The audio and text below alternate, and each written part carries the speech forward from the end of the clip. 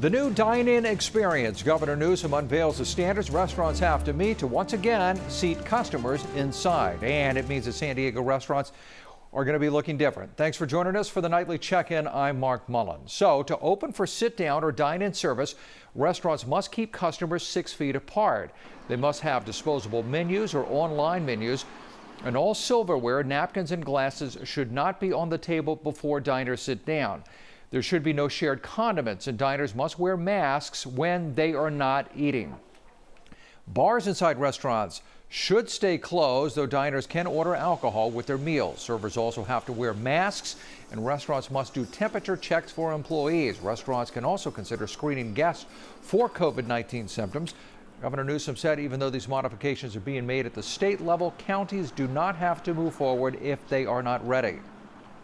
So not everyone is compelled into this phase, but that phase is afforded everybody. And so those that are also trying to get variances on the other side of this to loosen up and move deeper into phase 2 more quickly should know that this statewide order applies to them even if they're in the process of applying to get the technical support to do a self-certification for a regional variance.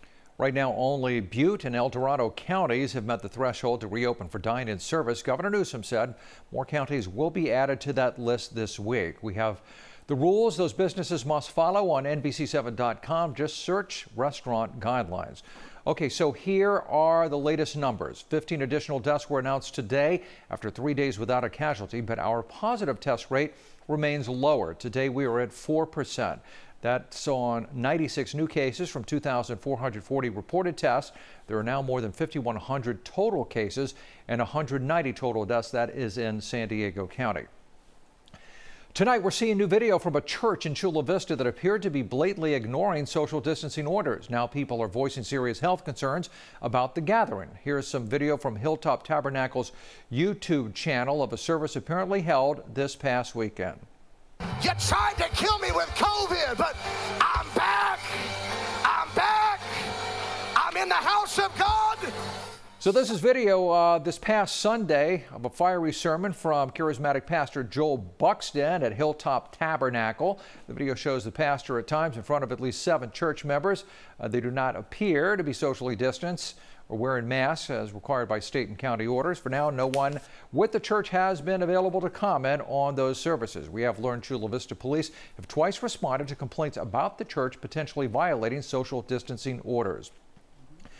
Lawmakers are considering another sweeping multi-trillion-dollar stimulus package this week. The Democrat-led bill includes $3 trillion in funding that would be used to stop more layoffs, give frontline workers hazard pay, provide more direct payments to American households, and ramp up testing nationwide.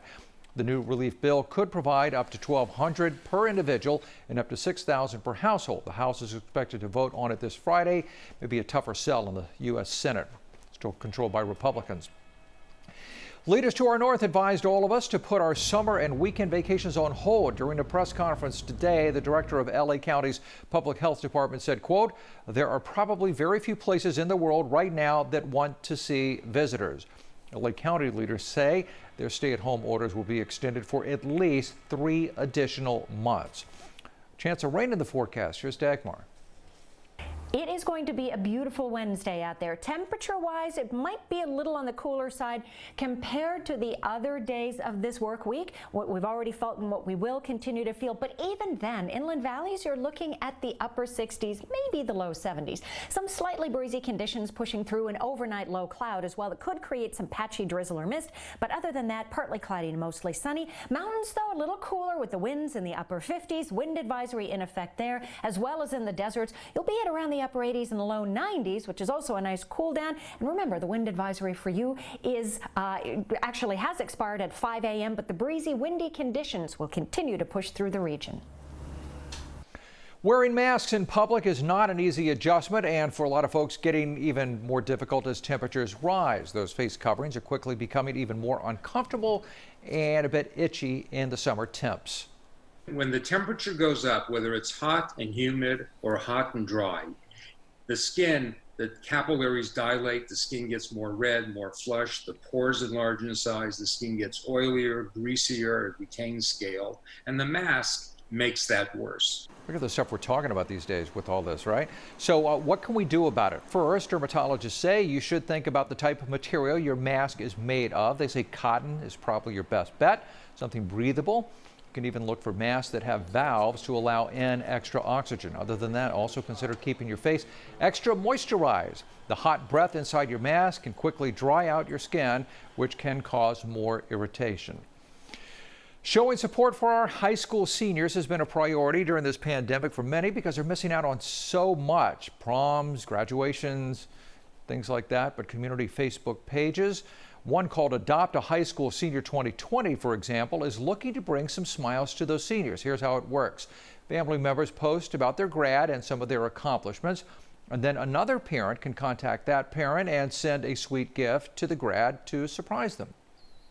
For me, it was let's show these seniors that San Diego has their back. We're here to support them. It's touched me in ways, again, like I can't even explain. The tears come once or twice a day reading the posts of these kids, and it's just wonderful. The Facebook page will be open to post about your grad until June the 1st because they want to make sure to recognize every senior posted with a gift. That's going to do it for our nightly check-in. I'm Mark Mullen. Thanks for watching. Have a safe and very good night.